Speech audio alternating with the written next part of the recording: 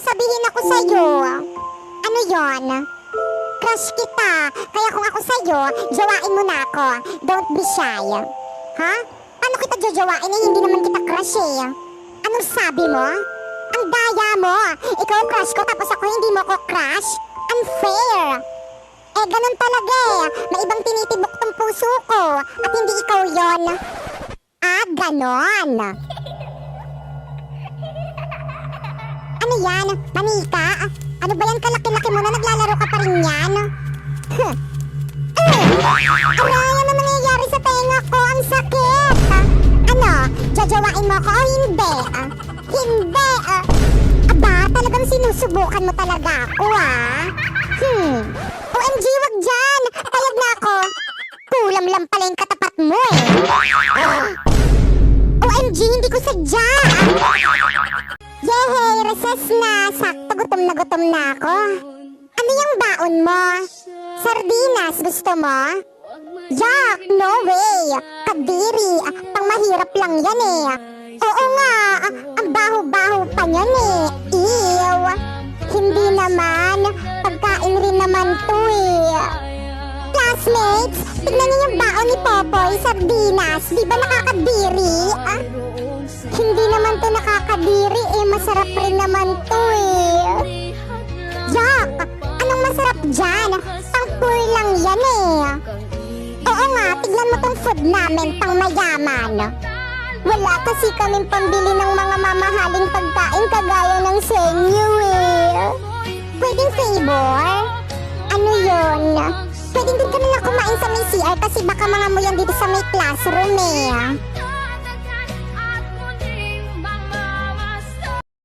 Nay? O ano yon?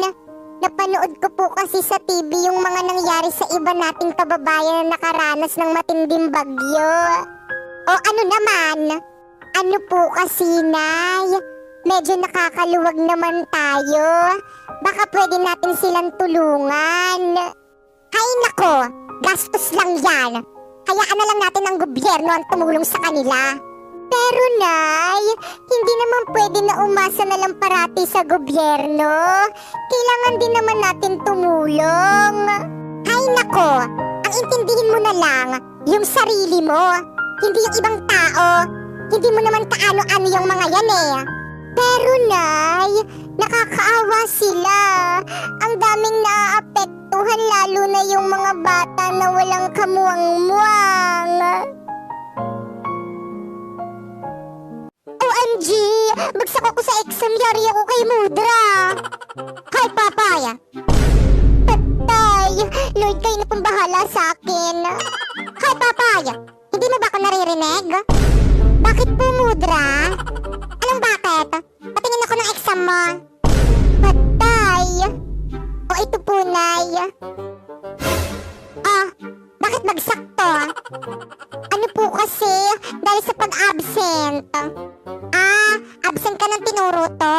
Okay lang yan, excuse yun. Mas importante yung outing natin. Hindi po. Absent po kasi yung katabi ko nung exam. Ano? Anak, kapag may nagtanong sa'yo na hindi mo kilala, sabihin mo, sa iba ka magtanong. Oo nga, bunso, sabihin mo rin. Ano ka, siniswerte? Napakachismusa mo, no? At ito pa, bunso, sabihin mo, umalis ka sa harapan ko, sinira mong araw ko, pangit. Sige po, mama, ate, kuya, salamat po. Papasok na po ako sa school. One eternity later. Okay, class, dahil first day of school natin ngayon, tatanungin ko muna kayo sa mga pangalan nyo, okay? Sige, ikaw mauna. Anong pangalan mo? Sa iba ka magtanong.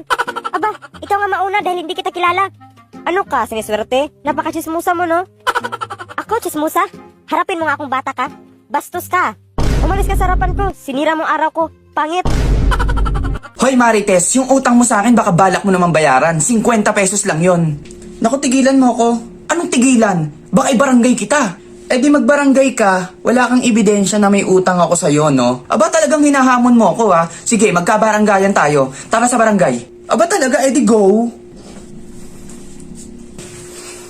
Oh, anong problema? Eto ho kasing si Marites, may utang ho sa akin at ayaw hong magbayad.